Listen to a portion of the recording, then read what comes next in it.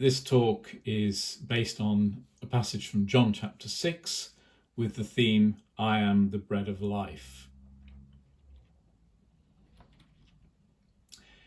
It's generally accepted by scholars that the synoptic gospels, that's to say the first three gospels, Matthew, Mark and Luke, made use of some common written sources.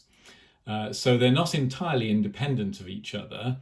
However, the fact that they all made use of these sources indicates that the sources were regarded as reliable in the early church.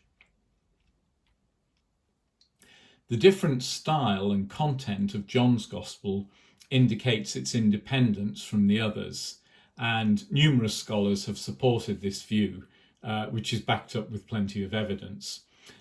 Just to give you a couple of examples of this, so firstly, just going back to the synoptics, it's worth mentioning that it's generally accepted that Mark was the first of the Gospels to be written, and it provides us with Peter's account of the Gospel. John Mark, who's mentioned in the book of Acts, was Peter's translator, and so he wrote down Peter's record of the Gospel. And then Matthew and Luke came along a bit later, and it appears that they were aware of Mark. They made use of Mark in writing their Gospels. Sometimes they abbreviate Mark, and then they added material from other sources. So that's the first three, the synoptics. And then John's Gospel, just to illustrate ways it's different and the ways it's the same. Firstly, the similarities. So there are key events are common between all four Gospels. So, for example, all four mention the ministry of John the Baptist. All four mention Jesus' crucifixion. All four mention his resurrection. And there are some other things that are in common. Things that are different. So the synoptic Gospels, for example, include a lot of parables that Jesus told when he was preaching to the crowds. John's Gospel, in contrast, doesn't contain any of the parables, but it focuses instead on relatively long discussions between Jesus and the religious leaders.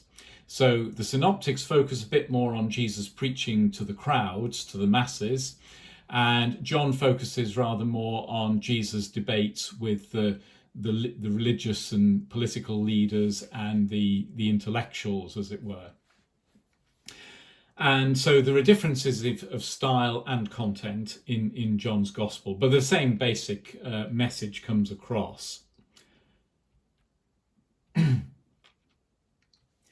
are also good reasons for believing that John was the last of the four Gospels to be written, including testimony from a number of early Christian sources. So early Christian writers writing just after the time of the New Testament give us that information. There's a scholar called John Robinson who gained a reputation as a very skeptical scholar. However, he wrote an acclaimed book called Redating the New Testament. And in that, he presents detailed arguments supporting the view that John was written last of all, and that all four Gospels were written before the year AD 70. In other words, within living memory of Jesus' life. That date of AD 70 is significant because in AD 66, the Jews rebelled against Roman rule, and this is recorded for us, for example, in the Roman historian Tacitus and the Jewish historian Josephus. And the Romans then besieged Jerusalem for over 3 years, and at the end of that time, the city was starving and it eventually was overcome. And so the Romans re-entered Jerusalem and they destroyed the temple. And so this was a very significant event in that period. And so references to that event, or indeed lack of references to it as well, help in dating documents from that period. And this is part of John Robinson's argument.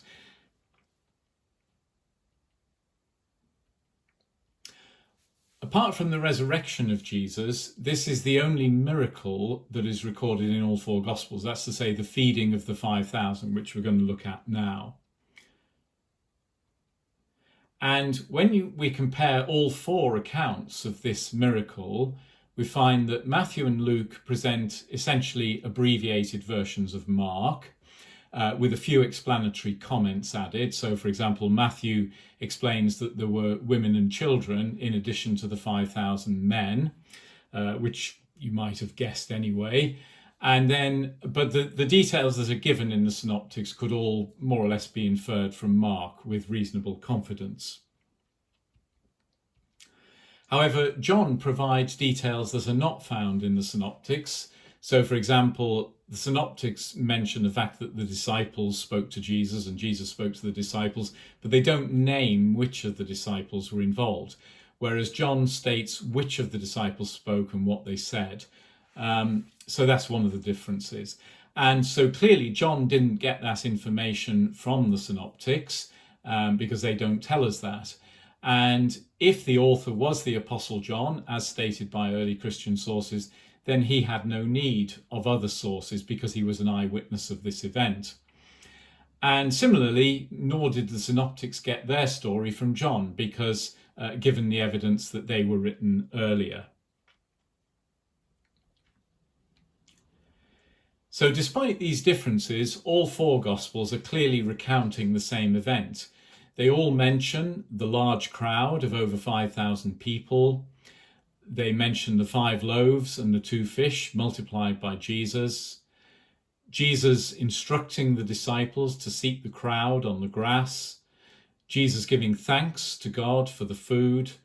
The crowd eating their fill. And then the 12 baskets of leftovers, in other words, one for each apostle. So after the crowd had eaten their fill, the apostles went round with baskets, picked up the scraps, and they each had a basket full of scraps, as it were, at the end. So the key details of the story can be found in all 4 Gospels.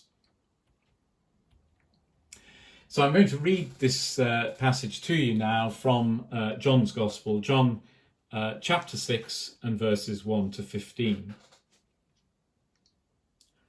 Sometime after this, Jesus crossed to the far shore of the Sea of Galilee, that is, the Sea of Tiberias, and a great crowd of people followed him, because they saw the miraculous signs he had performed on the sick. Then Jesus went up on a mountainside and sat down with his disciples. The Jewish Passover feast was near. When Jesus looked up and saw a great crowd coming towards him, he said to Philip, "Where shall we buy bread for the people to eat?" He asked this only to test him, for he already had in mind what he was going to do. Philip answered him, 8 months' wages wouldn't buy enough bread for each one to have a bite. Another of his disciples, Andrew, Simon Peter's brother, spoke up. "Here is a boy with 5 small barley loaves and 2 small fish. But how far will they go among so many?" Jesus said, "Make the people sit down." There was plenty of grass in that place, and the men sat down, about 5,000 of them. Jesus then took the loaves, gave thanks, and distributed to those who were seated as much as they wanted. He did the same with the fish. When they had all had enough to eat, he said to his disciples, "Gather the pieces that are left over, let nothing be wasted." So they gathered them and filled 12 baskets with the pieces of the 5 barley loaves left over by those who had eaten. After the people saw the miraculous sign that Jesus did, they began to say, "Surely this is the prophet who was to come into the world." Jesus, knowing that they intended to come and make him king by force, withdrew again to a mountain by himself. So Matthew and Mark both say that immediately after this miracle, Jesus sent the disciples away by boat across the Sea of Galilee, while he dismissed the crowd and then went up to a mountain to pray. But they don't provide any explanation for this hasty dispersal. However, John tells us that the crowd intended to make Jesus king by force. It's easy to see their logic. A king who could provide free food would be very appealing to many people. And so you can see what they were motivated by. And also, of course, his miraculous powers could presumably be used to defeat the Romans and kick them out. So he would have been a popular choice to be their king.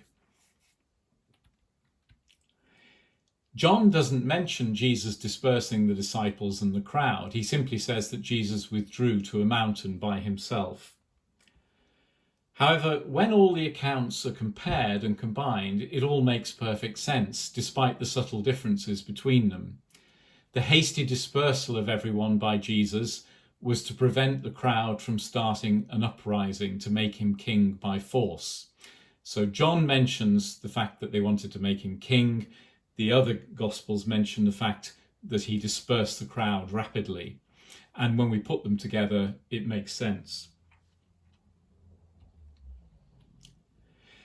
Eventually, we're told that the crowd caught up again with Jesus and his disciples in the synagogue in Capernaum, and this comes later in John chapter 6. And when the crowd arrive, he gives them a sermon in which he says, "I am the bread of life." And he urges them to see beyond the physical miracle to its spiritual meaning. He refers to a time in the Old Testament, in Exodus chapter 16, when God had provided bread or manna from heaven to feed the Israelites in the wilderness. And he says that he is the bread from heaven sent by God. So he's saying this physical miracle points to a greater spiritual truth. I gave you bread to eat, but I am the bread of life. One of the unique features of John's Gospel is Jesus' use of the phrase, "I am," and John gives 8 such statements by Jesus, including, "I am the bread of life," "I am the light of the world," "I am the good shepherd," "I am the way, the truth, and the life. No one comes to the Father except through me," and so on.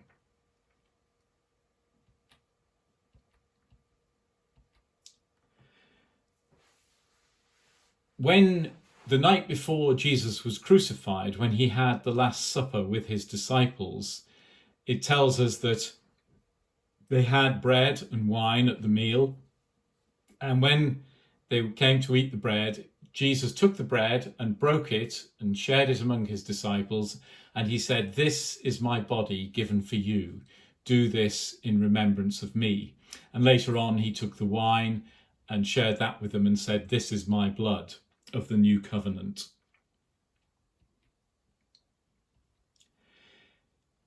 Jesus was born in Bethlehem, which means house of bread in Hebrew.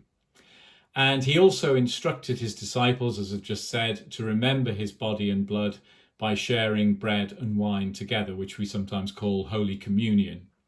And that's mentioned, for example, in Luke chapter 22.